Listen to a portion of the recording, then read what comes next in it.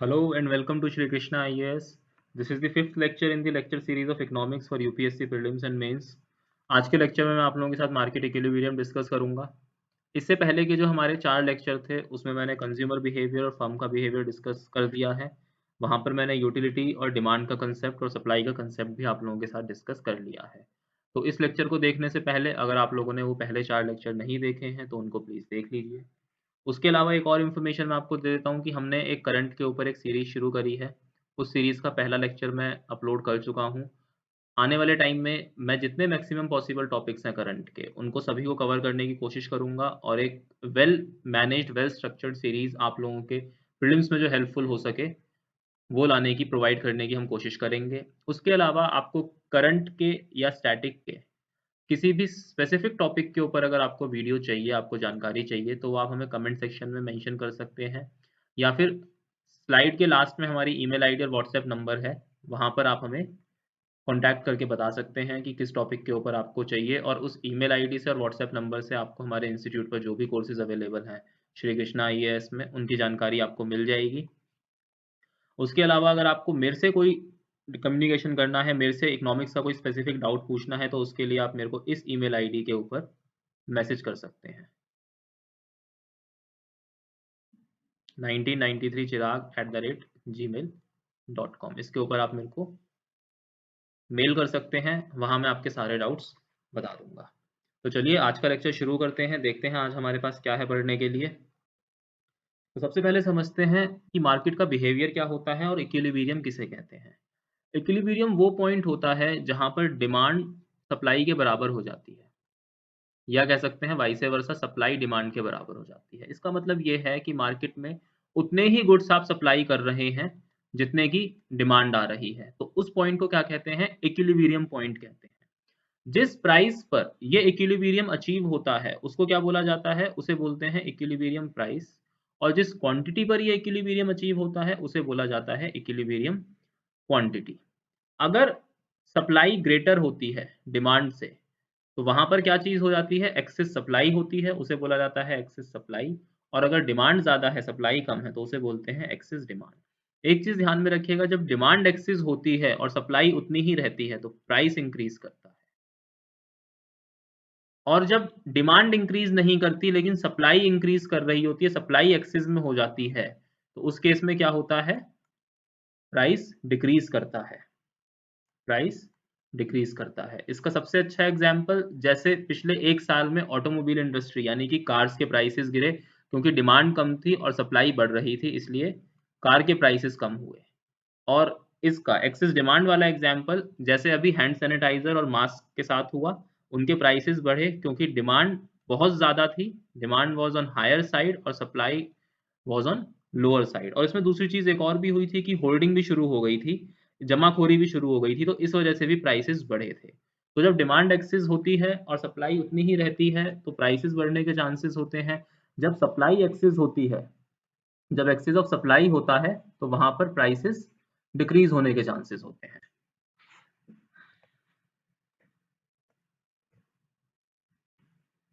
ये जो पॉइंट है यहाँ पर, ये दिस ए पॉइंट, इसे बोला जाता है इक्विलिब्रियम पॉइंट। ये है हमारा इक्विलिब्रियम पॉइंट। यहाँ पर आपका डिमांड और सप्लाई जो है वो सेम हो जाते हैं। यहाँ पर डिमांड और सप्लाई इक्वल हो जाता है, जितना डिमांड है उतनी ही आपकी सप्लाई हो जाती है। और ये जो प्राइस है, इसको बोलेंगे आप इक्विलिब्रियम प्राइस और इसे बोला जाएगा इक्विलिब्रियम क्वांटिटी। नेक्स्ट स्लाइड में मैं आपको बताता हूँ कि जब ये शिफ्ट होते हैं डिमांड या सप्लाई तो क्या इम्पैक्ट आता है, तो उसको स्टडी करते हैं। देखिए इस वाली स्लाइड में क्या हो रहा है, ये जो D1 है ये आपका इनिशियल डिमांड लाइन है, इनिशियल डिमांड कर्व है ये आपका। ये किधर शिफ्ट हुआ है? इस शिफ्ट को बोला जाता है राइटवर्ड शिफ्ट। ये हुआ हमारा राइटवर्ड शिफ्ट, इसे राइटवर्ड शिफ्ट बोलते हैं। और मैंने आपको बताया हुआ है कि जो डिमांड कर्व होता है वो डाउनवर्ड स्लोपिंग होता है आपका। डिमांड कर्व आपका डाउनवर्ड स्लोपिंग होता है, ठीक है। तो जब ये राइटवर्ड शिफ्ट होता है, जब ये डिमांड कर्व आपका राइटवर्ड शिफ्ट हुआ, इसका मतलब क्वांटिटी इंक्रीज हो गई, यानी कि क्या हो रहा है? डिमांड इंक्रीज हो रही है। डिमांड कर्व के राइटवर्ड शिफ्ट होने का मतलब होता है डिमांड इंक्रीज हो रही है।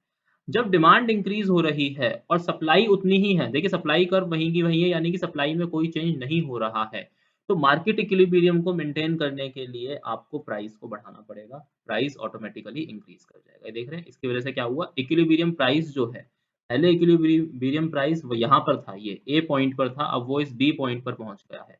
इस ए पॉइंट पर कितना था, 1.20 था, अब वो कितना हो गया, 1.60 हो गया। ऐसा क्यों हुआ, सप्लाई कम थी, सप्लाई लिमिटेड थी, डिमांड बहुत ज़्यादा हो गई, तो सबको सामान नहीं दिया जा सकता, किसको सामान बेचा जाएगा, वो कैसे डिसाइड करा जाएगा, प्राइस बढ़ा दिया जाएगा, जो ज़्यादा प्राइस दे सकता है उसको ज़्यादा सामान मिल जाएगा, या उसको जितना सामान वो डिजायर्ड है उतना उसको मिल जाएगा।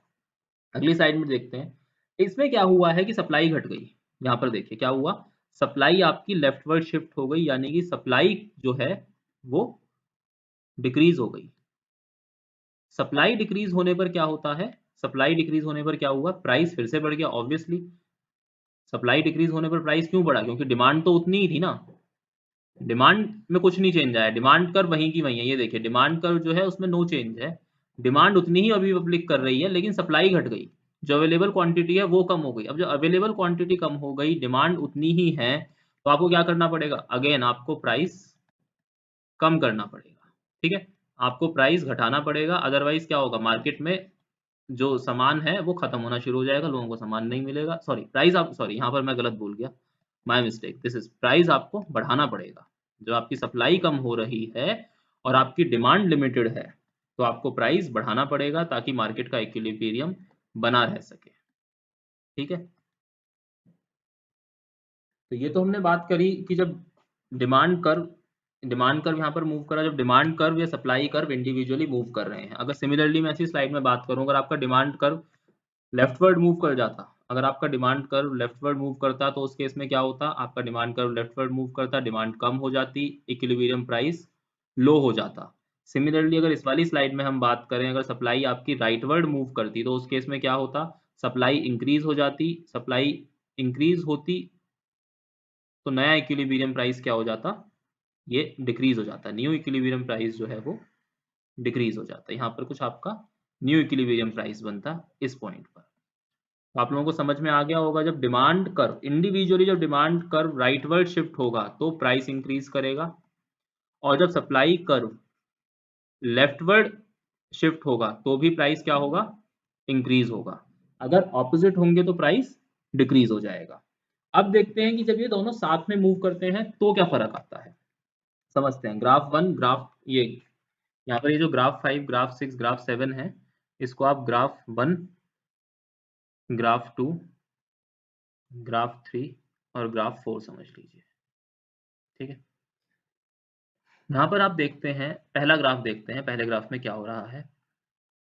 पहले कर्व में क्या है, आपका जो डिमांड है वो इधर इधर मूव हुआ है, यहाँ पे डिमांड आपकी लेफ्टवर्ड मूव हुई है और सप्लाई आपकी राइटवर्ड मूव हुई है। तो इस केस में क्या हुआ है, डिमांड कर्व आपका लेफ्टवर्ड मूव कर गया है और सप्लाई आपकी राइटवर्ड मूव करी है, यानी दोनों ऑपोजिट डायरेक्शन में मूव कर रहे हैं, तो आपका प्राइस डिक्रीज हो रहा है। लेकिन क्वांटिटी का पता नहीं, वो इंक्रीज भी हो सकती है, डिक्रीज भी हो सकती है और सेम भी रह सकती है। ये किसके ऊपर डिपेंड करेगा कि क्वांटिटी इंक्रीज होगी या डिक्रीज होगी, वो इस चीज के ऊपर डिपेंड करेगा कि डिमांड और सप्लाई में कितना फर्क आ रहा है, लेकिन प्राइस फॉर श्योर डिक्रीज ही करेगा।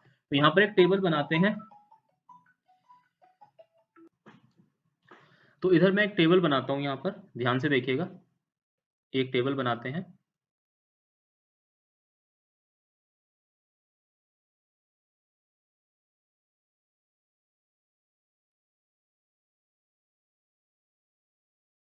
यहाँ पर हम डिमांड कर्व लेंगे, यहाँ पर सप्लाई कर्व लेंगे, ये प्राइस होगा हमारा और ये क्वांटिटी होगी।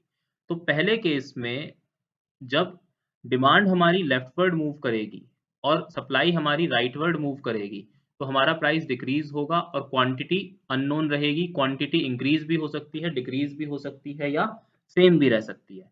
इस वाले कर्व में क्या हो रहा है, इस वाले कर्व में सप्लाई भी लेफ्टवर्ड मूव कर रही है और डिमांड भी लेफ्टवर्ड मूव कर रही है, तो यहाँ पर क्वांटिटी में फर्क आएगा। यहाँ पर क्वांटिटी जो है वो डिक्रीज कर जाएगी, क्वांटिटी डिमांडेड डिक्रीज होगी। प्राइस के ऊपर हम डिटरमाइन नहीं कर पाएंगे कि इंक्रीज होगा, डिक्रीज होगा या सेम रहेगा। ये किसके ऊपर डिपेंड करता है? ये डिपेंड करता है कि कितना डिमांड कर्व और सप्लाई कर्व कितना लेफ्टवर्ड मूव कर रहे हैं। तो जब दोनों ही कर्व लेफ्टवर्ड मूव करेंगे तो प्राइस आपका अनडिटरमाइंड रहेगा और क्वांटिटी आपकी डिक्रीज करेगी। सिमिलरली थर्ड ग्राफ पर आते हैं।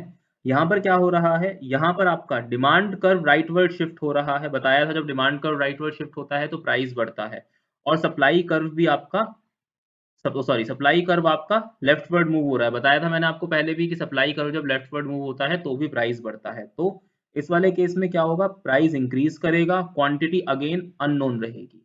तो डिमांड कर्व आपका किधर मूव करा है? डिमांड कर्व आपका मूव करा है राइटवर्ड, सप्लाई कर्व आपका मूव करा है लेफ्टवर्ड, प्राइस आपका इंक्रीज हुआ, डिमांड अगेन क्वांटिटी डिमांडेड यहाँ पर अननोन रहेगी, अनडिटरमाइंड रहेगी। नेक्स्ट केस में दोनों ही चीजें राइटवर्ड मूव करी हैं। जब दोनों राइटवर्ड मूव करते हैं तो प्राइस अगेन अनडिटरमाइंड रहेगा और क्वांटिटी इंक्रीज होगी, क्वांटिटी डिमांडेड ऑब्वियसली इंक्रीज हो जाएगा। तो यहाँ से हम क्या समझे? इन दोनों ग्राफ से हम क्या समझते हैं कि जब ये ऑल्टरनेट डायरेक्शन में मूव करते हैं, जब सप्लाई और डिमांड के जो कर्व हैं, जब सप्लाई डिमांड कर्व आपके ऑल्टरनेट डायरेक्शन में मूव करते हैं, जब ये ऑल्टरनेट डायरेक्शन में मूव करते हैं तो आपका प्राइस के ऊपर फर्क आता है, प्राइस घटता है या बढ़ता है। और जब ये सेम डायरेक्शन में मूव करते हैं तो आपका क्वांटिटी डिमांड के ऊपर, क्वांटिटी डिमांडेड कितनी है उसके ऊपर फर्क आता है, वो इंक्रीज करती है या डिक्रीज करती है। प्राइस अनडिटरमाइंड रहता है। प्राइस इस केस में कैसे डिटरमाइन करा जाएगा कि दोनों कर्व कितना मूव करे हैं, और यहाँ केस में, इन वाले केसेस में क्वांटिटी कैसे डिटरमाइन करी जाएगी कि कर्व कितने मूव करे हैं। चलिए आगे पढ़ते हैं, प्राइस सीलिंग किसे कहते हैं। नेक्स्ट स्लाइड में हम लोग देखेंगे प्राइस सीलिंग क्या होती है। देखिए क्या होता है, कभी कभी गवर्नमेंट कुछ असेंशियल कमोडिटीज के प्राइस पर एक कैप लगा देता है, एक मैक्सिमम कैप लगा दिया जाता है, यानी कि फिक्स कर दिया जाता है कि इस प्राइस से ऊपर आप सामान को नहीं बेचोगे। क्योंकि क्या होता है, वो कमोडिटी असेंशियल होती है, क्योंकि वो कमोडिटी असेंशियल कमोडिटीज में आ रही है तो वो कमोडिटी सबके लिए जरूरी है और वो कमोडिटी सबको मिलनी चाहिए। लेकिन क्योंकि मार्केट में उसकी डिमांड ज्यादा है तो उसके प्राइस बढ़ रहे हैं, तो हो सकता है कि सब लोग उसे ना खरीद पाए, इसलिए गवर्नमेंट उसके ऊपर एक कैप लगा देता है, एक मैक्सिमम कैप लगा देता है कि इससे ज्यादा आप इस कमोडिटी को नहीं सेल कर सकते हैं, मतलब इस प्राइस से ज्यादा आप इस कमोडिटी को नहीं सेल कर सकते हैं। तो इस सूरत हाल में क्या होता है कि मार्केट में जितना कमोडिटी का प्राइस है उससे प्राइस कम रखा जाता है, मैक्सिमम कैप लगाई जाएगी, लेकिन मार्केट प्राइस से प्राइस जो है वो लोअर सेट होगा। तो यहाँ पर क्या होगा, डिमांड एक्सेस होगी और सप्लाई लिमिटेड रह जाएगी। प्रोड्यूसर्स उतना सप्लाई नहीं कर पाएंगे क्योंकि उन्हें मार्केट प्राइस नहीं मिल रहा है, उन्हें जो उनकी एक्चुअल कॉस्ट है उससे भी कम मिल रहा होगा। तो इस केस में गवर्नमेंट को कुछ सब्सिडी पे करनी पड़ेगी, गवर्नमेंट को कुछ पैसा अपनी तरफ से पे करना पड़ेगा। तो प्राइस सीलिंग के केस में क्या होता है? प्राइस सीलिंग के केस में ये होता है कि गवर्नमेंट को अपनी जेब से सब्सिडी पे करनी पड़ती है। एक चीज तो ये ध्यान रखिएगा। अगर मैं इसका एग्जाम्पल बताऊं तो रिसेंटली अगर मैं इसको आपको कनेक्ट करके बताऊं तो जो कि कोविड केसेस में हुआ, जैसे कि दिल्ली के अंदर अभी सेंट्रल गवर्नमेंट ने हॉस्पिटल्स पर एक कैप लगाई कि इससे ज्यादा आप कोविड के पेशेंट से चार्ज नहीं कर सकते हैं इलाज के लिए। सिमिलरली सुप्रीम कोर्ट ने बोला कि जो टेस्टिंग हो रही है उस पर भी गवर्नमेंट एक मैक्सिमम कैप लगाए कि इससे ज्यादा आप चार्ज नहीं करेंगे। ये किसका एग्जाम्पल है? ये एग्जाम्पल है प्राइस सीलिंग के। पेपर में वो डायरेक्टली पूछ सकता है, रेफरेंस देके कि जो टेस्टिंग के जो प्राइस फिक्स करे गए और हॉस्पिटल में जो ट्रीटमेंट के जो प्राइस फिक्स करे गए वो किसका एग्जाम्पल था? प्राइस सीलिंग का, प्राइस फ्लोरिंग का, अपॉर्चुनिटी कॉस्ट का, इस तरीके से। तो उसमें आप क्या टिक कर कर आएंगे? प्राइस सीलिंग टिक कर कर आएंगे। जब भी किसी कमोडिटी के प्राइस पर एक मैक्सिमम कैप लगा दी जाती है, यानी कि रिस्ट्रिक्ट कर दिया जाता है कि इससे ऊपर आप इस कमोडिटी को इस प्राइस से ऊपर आप इस कमोडिटी को नहीं सेल कर सकते हैं, तो उसे बोला जाता है प्राइस सीलिंग। ये चीज अक्सर करी जाती है एसेंशियल गुड्स, जैसे कि जो ग्रेन होते हैं, जो आपके जो पेरिशेबल गुड्स है ना, जो खाने का सामान होता है, राशन जो होता है, उसके साथ ये चीज अक्सर करी जाती है ताकि वो सबको मुहैया कराया जा सके। वो सबसे जरूरी चीज है। इस केस में प्रोड्यूसर्स को जो है नुकसान होता है क्योंकि उन्हें मार्केट प्राइस इतना नहीं मिल रहा होता है, इसलिए गवर्नमेंट को अपनी जेब से पैसा देना पड़ता है, जिसे आप क्या बोलते हैं? सब्सिडी बोलते हैं। नेक्स्ट होता है प्राइस फ्लोर। प्राइस फ्लोर में गवर्नमेंट एक मिनिमम कैप सेट करती है कि इस मिनिमम कॉस्ट एक सेट कर देती है कि इस प्राइस से कम पर आप सामान नहीं बेच सकते। आपको मिनिमम इतना प्राइस रखना ही रखना पड़ेगा, ठीक है, जैसे एमएसपी के केस में होता है, ठीक है। Minimum support price, minimum support price क्या होता है, गवर्नमेंट क्रॉप्स के लिए एक मिनिमम प्राइस रख देती है कि मिनिमम आपको इतना पे करना ही पड़ेगा खरीदने के लिए। मार्केट के अंदर जब आप जाएंगे क्रॉप्स खरीदने के लिए, जो इंटरमीडिएट मार्केट होती है, जहां पर किसान आके अपना सामान बेचते हैं, वहां पर उन्हें मिनिमम इतना देना ही पड़ेगा आपको क्रॉप का, इससे कम आप नहीं दे सकते हैं।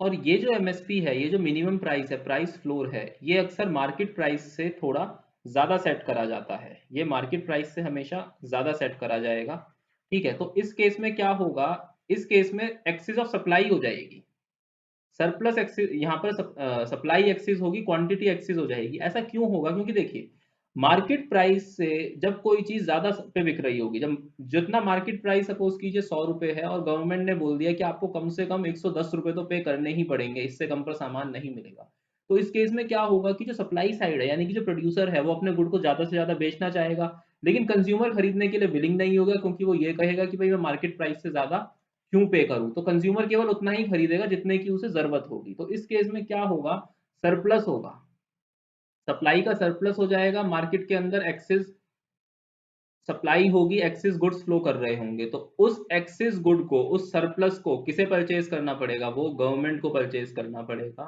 और गवर्नमेंट को उसे स्टॉक की तरह मेंटेन करके रखना पड़ेगा।